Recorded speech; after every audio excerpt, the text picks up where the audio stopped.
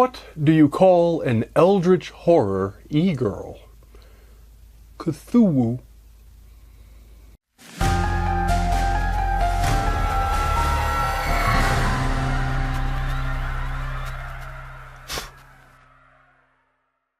Well, will you look at this? I'm actually getting this review video posted reasonably on time this month. After struggling to get caught up for a while, it looks like things are a little closer to staying on track now. Anyway, this is, of course, my monthly review video of everything I got from the April 2025 HorrorPack. I realize, of course, it's the end of May as I film this. I don't know when you're watching it, but as I film it, it's the end of May. But these packs tend to come toward the end of each month, and the May pack hasn't arrived yet. So I really am right on schedule. I'm getting these April films reviewed before the May ones have arrived for me. By the time I get this posted, I'm kind of expecting that package to show up in tomorrow's mail, and tomorrow is probably when I'll get this posted. But at least for now, I am on time. So bravo for me. In case any of you stumbled across this video without knowing what we're doing here, first of all, welcome. But just to bring you up to speed as fast as possible, hopefully without boring everyone else who does know what we're up to, this is a horror channel, and I review and talk about anything and everything even remotely related to the horror genre. This video in particular is a movie review of the 4 horror Blu-rays that came in last month's package from the fine folks over at the HorrorPack subscription service. And I don't think I spoil too much about this video to say in advance that this was a pretty good month for the HorrorPack as far as I'm concerned. But now that I've had a chance to watch all these movies, it's time for me to tell you which ones you want to see and which ones maybe you might want to avoid. I'll avoid spoilers here, as I do in all of my review videos, but if you happen to want to see any of these films for yourself, and I think you're going to want to, I've put some convenient purchase links for you right down there in the What's It, along with useful information about many of my other projects and ventures that you might want to check out if you're interested in what I do here on this channel. While you're down there, do me a solid and click the thumbs up and subscribe button and maybe leave me a comment or two. Much appreciated. But without any further ado, let's go ahead and get right to these 4 movies. The first on our list this month was one that I'd seen before, but I was thrilled to receive anyway, because I'd only rented it on some streaming service or other and didn't own a copy until now. That film is entitled Stitches. Now, we all know creepy clowns are a pretty common trope in the horror genre. You've got the classics like Pennywise from It. You've got the modern slasher variations like Art the Clown from Terrifier.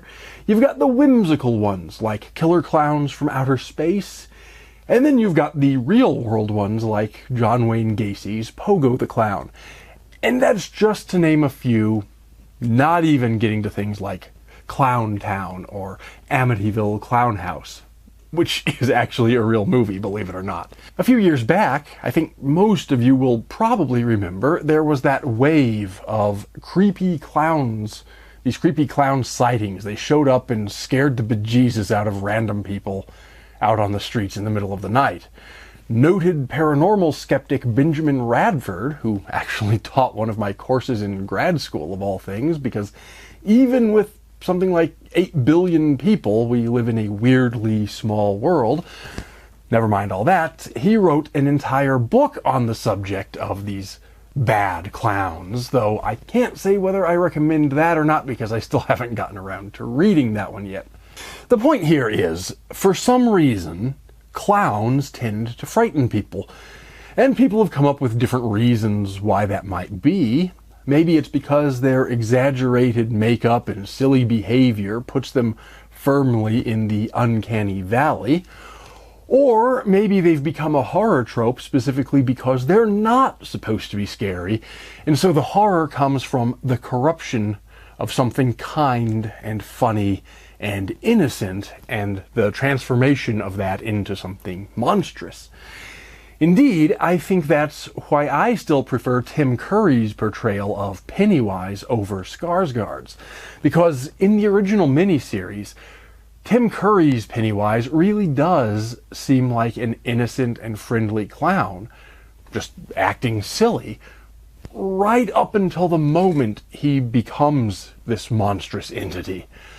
To me, that's more frightening than the entity that's clearly monstrous right from the start.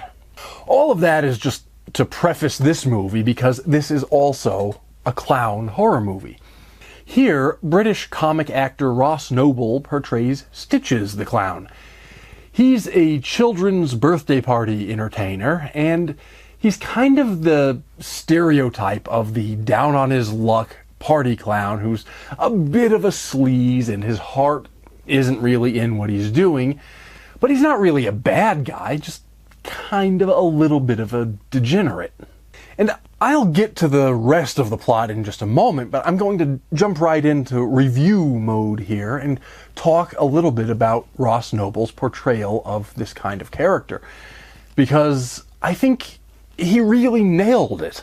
And some of you probably know that I have some background as a magician.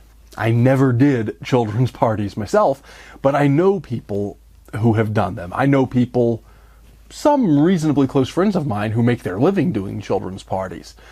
And some of them are really great at it, and not at all like this character, because they really love what they do. They didn't want to be the suave, sophisticated Las Vegas magician. They wanted to be the children's party magician, and they're great at it. But I've seen a lot of these guys, too, who did want to be that showbiz kind of person and accidentally ended up doing children's parties because that's the only work they could find. And performing for kids' parties, to me, really looks like its own special kind of hell. So I can sympathize a lot with the Stitches character. There's a reason I never did children's parties. It's not the kind of thing I would be good at, and it's not the kind of thing I want to get into. Not putting it down. I respect people who are good at it, but not for me. But getting back to the plot of this movie, it all goes a step beyond all that. It's not a spoiler here because it's written in the film's description on the back, and it's the opening scene anyway, but I'm still only going to describe this in vague terms, just to avoid spoiling anything. But what essentially happens here is that Stitches is at a party, and he's phoning in a half-assed performance for this group of children, and the kids get out of control, as kids tend to do in these party situations, and then they start pranking the clown. That's all pretty common and expected in this kind of a setting, but this being a horror movie, of course, the prank backfires, and Stitches gets killed in what's truly one of the great freak accident scenes in all of horror. It's not quite as much of a Rube Goldberg machine of a death as in the Final Destination movies, but it sort of ranks up there a little bit. Anyway, the movie then picks up years later when the kids from the party are older and they're having a party, drinking and doing things that young people do at a party. And during this get-together, Stitches rises from the grave to seek his revenge. The result is truly one of the horror comedy greats. Now, is it a genuinely good movie? No. It's cheesy and fun, and that's what it's trying to be. And maybe I'm even giving it more credit than it deserves because I have a soft spot for clowns and children's party entertainers, but I found it delightfully gory and often genuinely funny, and I quite liked the mythology it created about the clown culture and how clowns work. So, even though I had seen it before, I'm pleased to say that it does hold up to repeat viewing. It's probably not one that you're gonna watch again and again every year or something like that, but I think if you're anything like me, you might want to pull down your copy from the shelf and watch it at least every few years. So we're starting this package strong with, I'm gonna give this one a grade of A-. Next was Let Us Prey. And that's prey spelled P-R-E-Y, as in preying on an animal, or predators versus prey, not P-R-A-Y. Anyway, this is one that I had not seen, though its premise, as I read the description, sounded familiar from a couple other films that start off with a rather similar setup. In this one, we have this rookie cop who's just taken a new job at a police precinct, and she's on the night shift. Her new co-workers seem to, at the very least, be a little rough around the edges. Plus, there are several prisoners in the holding cells, so she's got some questionable company for her first night on the job. Well, it's not long before a mysterious man is brought into the police station. And when I say mysterious, I mean, and this is not a spoiler to say, potentially supernatural mysteriousness of some description or other.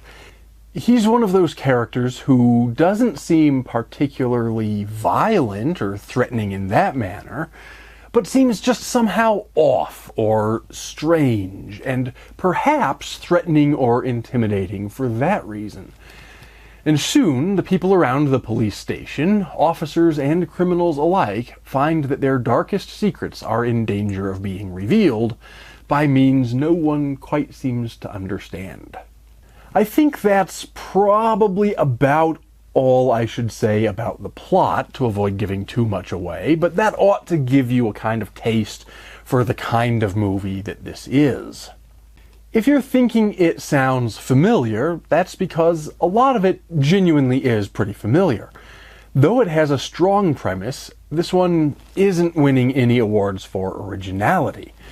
And in terms of production quality, it's certainly passable. It's beyond passable, but similarly, let's say maybe nothing to write home about. It's competent, and it is what it is, but they didn't throw in a lot of special effects or production bells and whistles here. Nevertheless, this is in many ways the kind of classical approach to horror that I'm always looking for. And it's all pretty well done. Like I said, everything here is at least competent, if not terribly original always. Liam Cunningham's performance as this mysterious stranger who shows up in the police department carries a lot of weight in making it an entertaining watch, particularly through some of the slower bits. But there's plenty of, well, everyone else did a great performance as well, and then there's plenty of horrific payoff, both psychologically and visually, by the end of the film. Speaking of the end, that's probably the one point of the plot that I think dropped the ball just a little bit. I didn't particularly find the ending satisfying, but neither did I find it so bad that it significantly detracted from what I otherwise found to be a well above average horror movie. And so this one gets a very strong grade of B. And just as a momentary aside, in case anyone's wondering about my grading strategy or method here, since it's been a little while since I've explained it explicitly on this channel, the way I see most movies, and same goes for books and games and everything else, is that I'm not very hard to please, but I'm really hard to blow away. So I usually tend to shy away from the extremes of A or A+, as well as D- or F grades. The way I approach these is the way grading in school is, or at least the way it used to be, where a grade of C is average. It's a passing grade. It's right in the middle of that Gaussian distribution. Sort of enjoyable, but maybe just for one viewing, or maybe even for repeat viewings, but with some years in between. A grade of B, for me, is above average and a very good film. And by the time you get to A grade territory, you're looking at the kind of film I'll be happy to rewatch numerous times for some reason or other. Either it's really fun, or it's really thought-provoking, or something like that. But I only reserve an A+ grade for those transcendent, best of all time kinds of films. Anyway, just so you understand how I'm grading these, and with all the caveats and disclaimers that my mood and opinion can fluctuate from day to day and from viewing to viewing and all of that, hopefully that just gives you an idea of what I mean as I'm assigning these grades. And not just in this video, but when I assign grades to things in general. Anyway, the next film on our list is another one I wasn't familiar with in advance, and it's called Coming Home in the Dark. And this one is going to be really tough for me to summarize here, because all the things that set it apart and make it interesting involve some pretty hefty spoilers. Let's start with just the basic, stripped down, bare bones premise of the film. This family is out in a remote area on vacation, sort of camping out in the middle of nowhere, when these two men show up, and it turns out they're armed and they hold the family hostage. That's the setup, and that's the first couple scenes of the film. The problem for me is that's also really just about all I want to give away, because there is a lot more to the story than just this random act of random violence. There's a lot more to it, but I think the viewer should discover all of those things in due course by watching the movie, rather than me telling you in advance. As I said, anything that makes this one unique is delving into spoiler territory. What I will say is that it does take some twists and turns that even I didn't see coming, and even as horror movies go, it was darker than I expected. It was a really dark film. You know, a lot of movies in our favorite genre just give us a bunch of really gruesome violence with little to no reason or explanation. God bless them, they're fun to watch. I like all of those kinds of things. But this one actually does have some deeper purpose to it. And it's precisely that deeper meaning that makes this one as dark as it is, but also prevents me from saying too much in my review to avoid spoiling anything. You might call it a slow burn of a movie, and in many ways it is. There are long scenes in which not a lot happens except dialogue, and even the dialogue itself is often fairly subdued and quiet. And yet, slow burn and quiet don't seem like the right words for this movie. It's incredibly brutal and violent. It's just that the explicit violence comes in brief bursts, which punctuate a more psychological tension that hooks the viewer quickly and never lets go. If our first film this month was a zany horror comedy that makes you laugh out loud, this is the opposite. This is the sort that makes you actually genuinely feel bad by the end, but in a good and productive way. Like you've been through something and thought through something and maybe learned something about the human experience as a result. Could it have been a little tighter on a technical level? Sure. But I also have to give this one a grade of A-. It may have somewhat limited rewatch value, because once you know some of the twists and turns, it sort of takes the wind out of the sails of that gut punch surprise kind of a thing. But on a more objective level, this one is top quality, and it is a real winner.